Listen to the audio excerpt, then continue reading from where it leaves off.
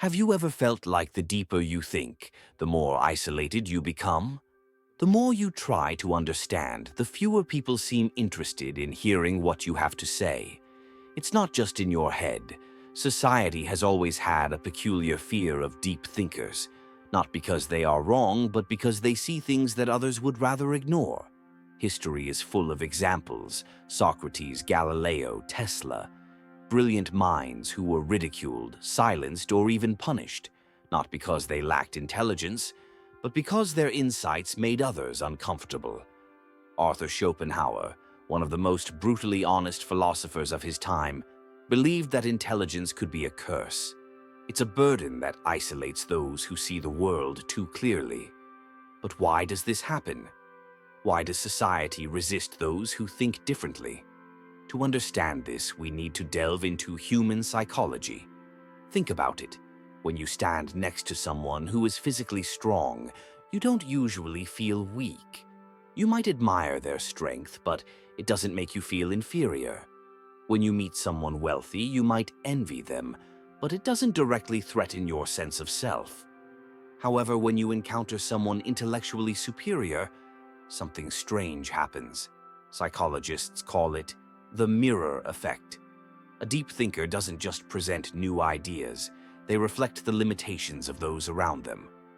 The mere presence of someone who thinks deeply can make others feel inadequate, even if the deep thinker says nothing at all. But why does this happen?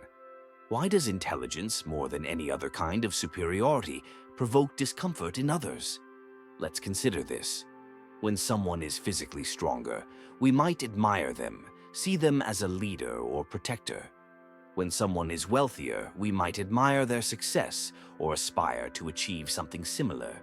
These qualities, strength, wealth, are external. We recognize them, but they don't necessarily challenge our core sense of identity. Intelligence, however, is different. It is deeply tied to our self-perception. We define ourselves by our thoughts, our beliefs, and how we understand the world. When we encounter someone who challenges our assumptions, who questions what we take for granted, it can feel like a direct attack on our sense of self. This is why so many people subconsciously resist deep thinkers, not because they are arrogant, but because their very presence forces others to confront their own limitations. This is why, throughout history, deep thinkers have been marginalized.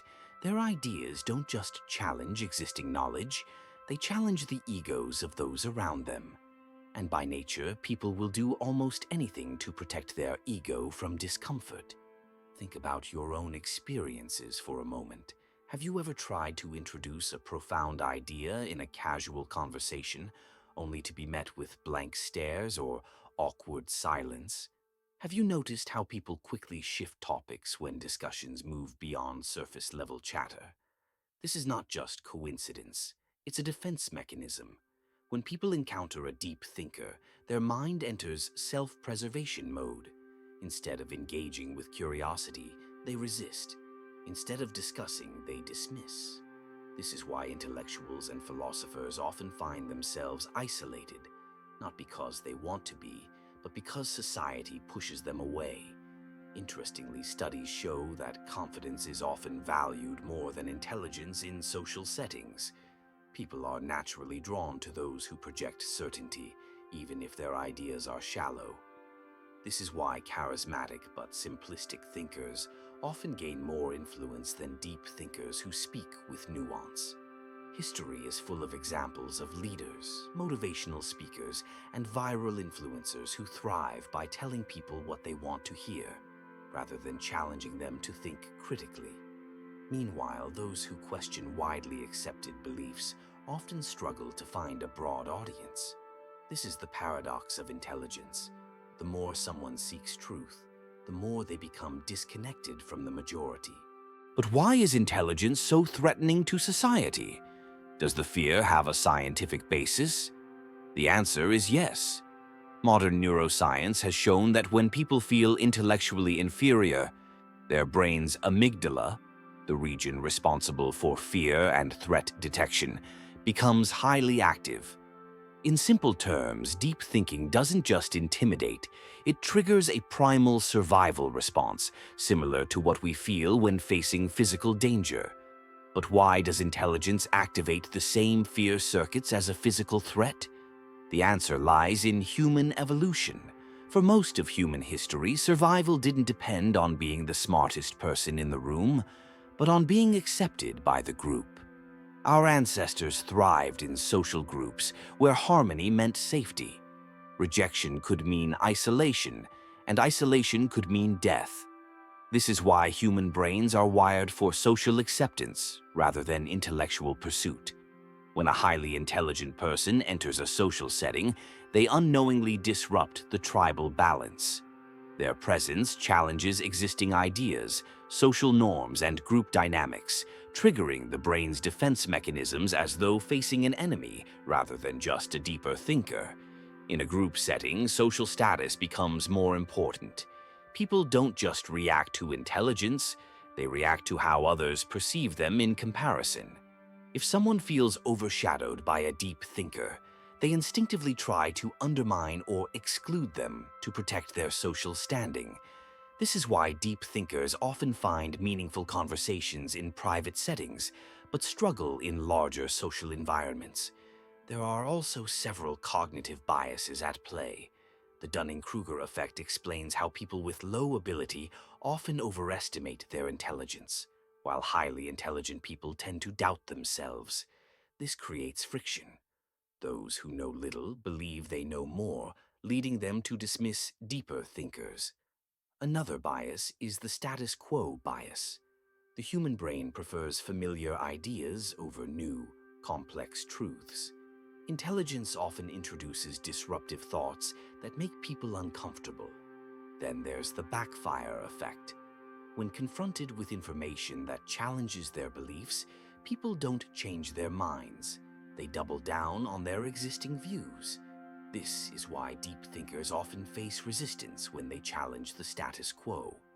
In today's digital age, social media has amplified this rejection of intelligence.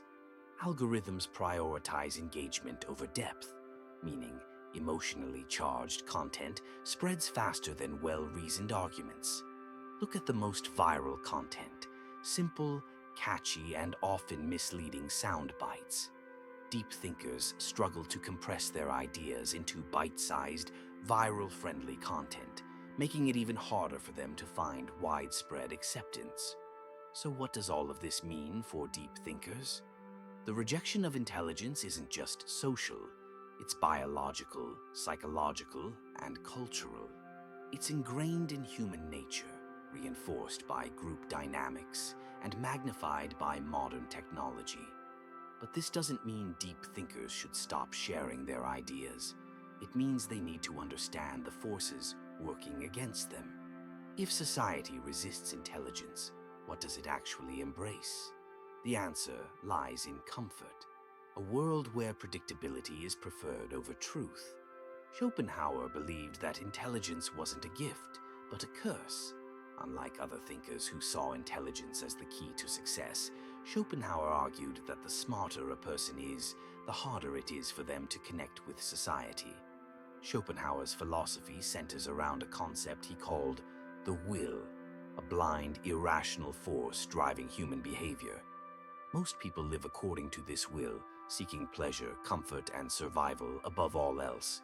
But highly intelligent people develop the will to truth, an insatiable desire to understand reality, even when it leads to discomfort.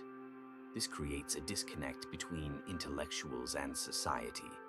While most people find meaning in relationships, entertainment, and routine pleasures, deep thinkers often find themselves questioning the very purpose of these pursuits.